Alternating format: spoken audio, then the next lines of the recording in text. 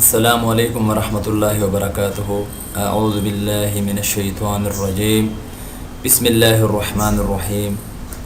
محترم سامعین، یہ دعائے ذوالنون ہے۔ رسول اللہ صلی اللہ علیہ وسلم نے اپنے اصحاب سے فرمایا،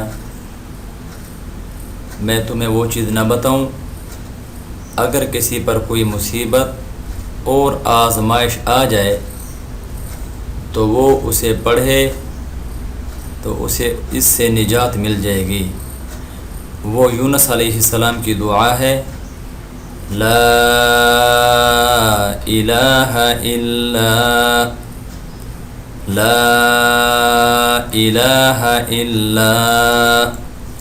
انت سبحانک انی کنت من الظالمین۔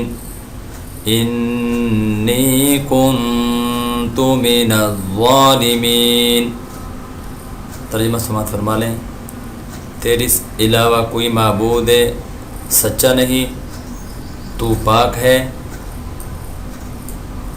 یقیناً میں ہی ظالموں میں سے ہوں۔ صحیح سنن ترمذی حدیث نمبر 3505 اور المستدرک الحاکم جلد 1 505۔ اللہ تعالیٰ سے دعا ہے کہ اللہ رب العزت ہم سب کو مشکل وقت میں یہ دعا پڑھنے کی توفیق عطا فرمائے۔